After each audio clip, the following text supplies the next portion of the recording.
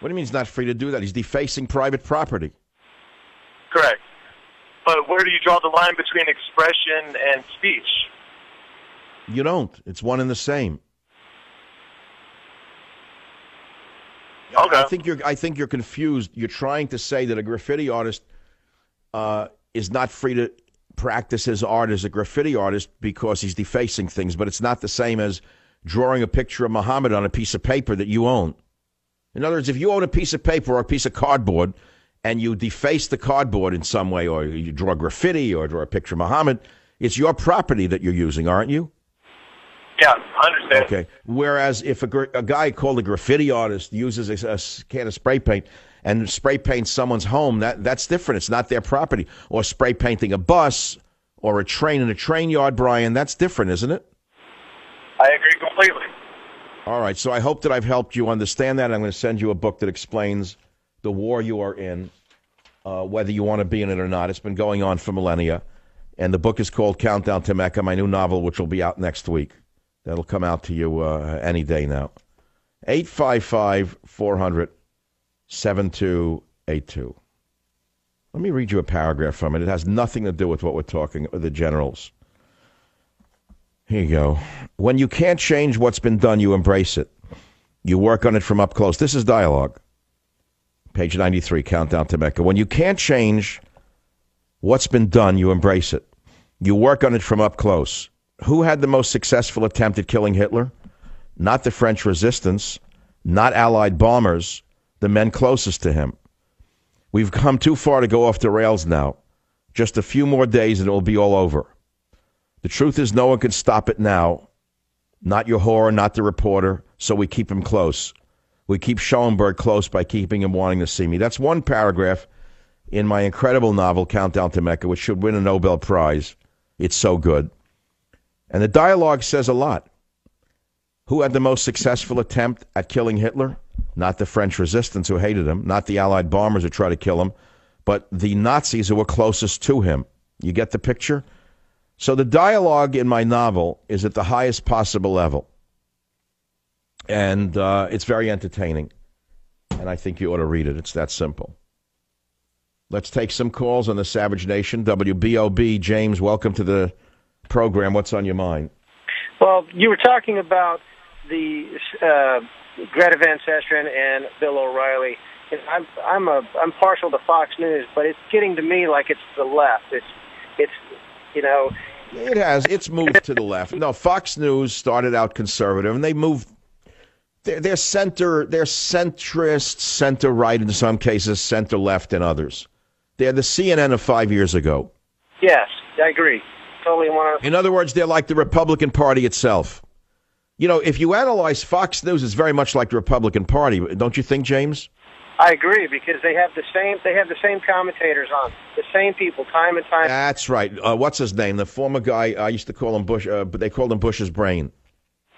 You know who I'm talking. I forget his name. I never remember him. He's a very important man, but I can't remember his name. You know the bald guy. What's his name? Karl Rove. Bush's brain, right? Right. Okay. So, I mean, who's Obama's brain? There's certainly someone behind Obama, isn't there? Yes, definitely. Thank you for the call. I'm sorry I didn't give him a book, but thank you for the call. KVOR Radio. Monty, welcome to the program. What's on your mind? Yes, sir. I have something very, very interesting to tell you. It's the testimony of a soldier when we were fully involved in Iraq. And as he tells me this story, the tears stream down his face. It goes like this. He says, we were on patrol, and I'm in charge. He says, I'm an E5 of a patrol, and we come around a corner, and there's a big field. And he says, this is a demonstration of the so-called love of the Muslim religion. He said there was a man who led his daughter out into a field. He says, in our horror, he drenched her with gasoline and set her on fire. I told the men, wait here, guys. He says he ran out in the field. He put one bullet in her head to put her out of her misery, and he yelled, hey, you! And he said, I put it on fully automatic, and he says, I gave him a burst. He says, I was judge, jury, and executioner. He says, this was not a part of war, but he says, that's what I have nightmares, not about the horrible things where guys... And what was this soldier arrested by the government for killing the father? Oh, no. Oh, you better not tell his name on the air, because the next thing you know, the fascists in the military will hunt them down. Oh, no. I do not have any intention of doing that. Do you know how many Marines I have helped financially who were falsely accused when Bush was president?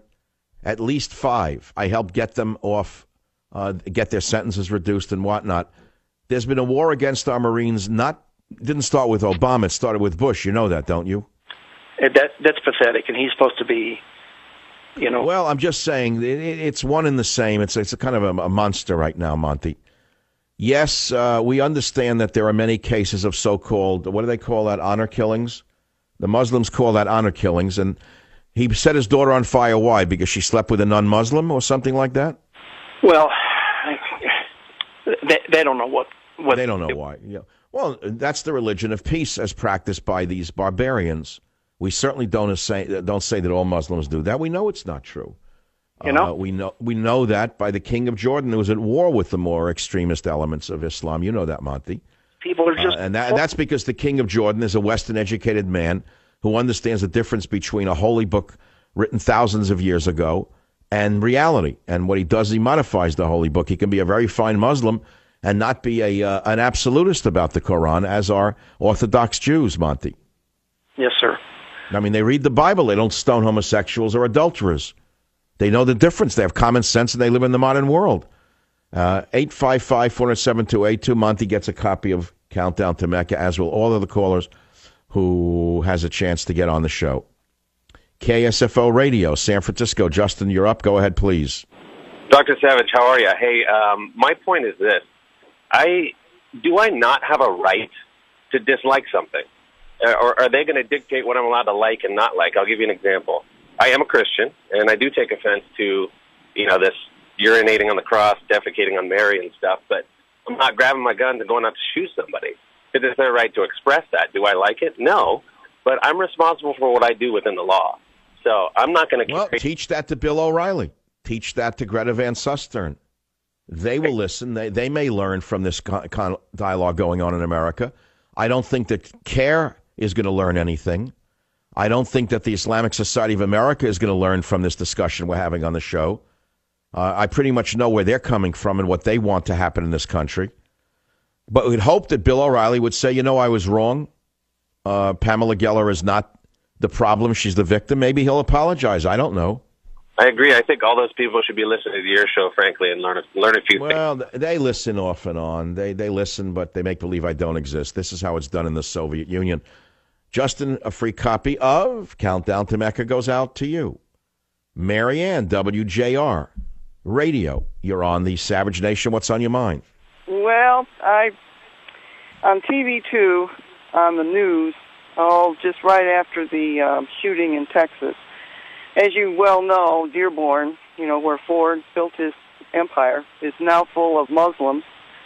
And the editor of the Arab Muslim newspaper, which they have a right to print because they're in America, came on TV2 and stated that us Americans have to understand that this is offensive what they did, and that he has to teach the Americans. And it just blew my mind. That's right. He has a big job ahead to induce Sharia law in America, but they're doing it one TV commentator at a time. Absolutely. I just thought my blood pressure was going to just blow the top of my head off. He has a lot of job. He's got a lot of teaching to do. I don't think he's going to reach too many people. He certainly reached Bill O'Reilly. He's taught him how to be a gelding. He's reached liberals. They already were gelded. But he hasn't yet understood that the traffic cop who blew the brains out of the jihadists speaks for more Americans with his bullets than does Bill O'Reilly with his words. Scares me that this is their No, don't be scared. Just go buy it. Just go protect yourself. Well, they came over here. They're treating us like we have to teach the Americans that this is... That's right. Well, that's their attitude. They're very arrogant. They're very hostile. I know the group you're talking about. Extremely racist, by the way. Probably one of the most racist groups I've ever seen on the planet. They hate everybody but their own kind. It's well established.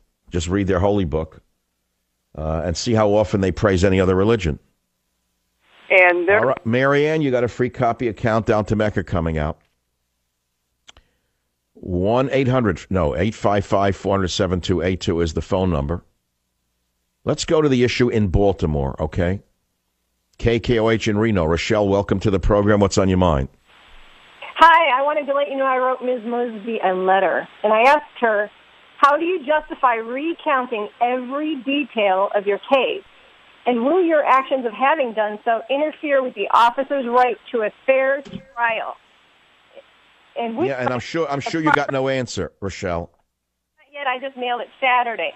But I told her the proper place to hold a fair trial is in the courtroom and not on the courthouse steps at a... No, she's got herself in a lot of trouble. Outside of Baltimore, people know that she's basically conducted a what do you call this, a show trial of the type that was conducted in the Soviet Union. She attacked the police, and she did so probably not only in an unkind manner, but in a legal manner.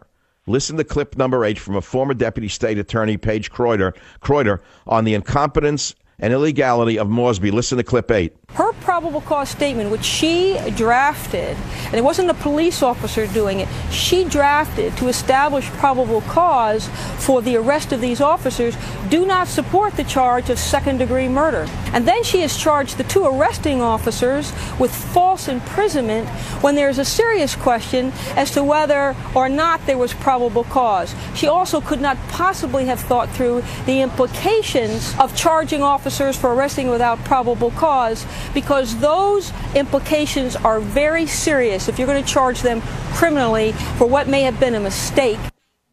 Okay, so we know that the Mosby woman, who sounded like a child from a college playing at being a state attorney, crucified the police because she's part of the mob. I'll be right back.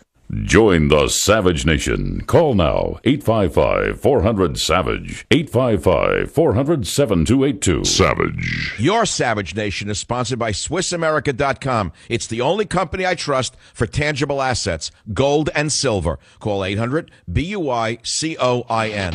I think this is only the beginning of our discussion of free speech, thanks to our Muslim friends.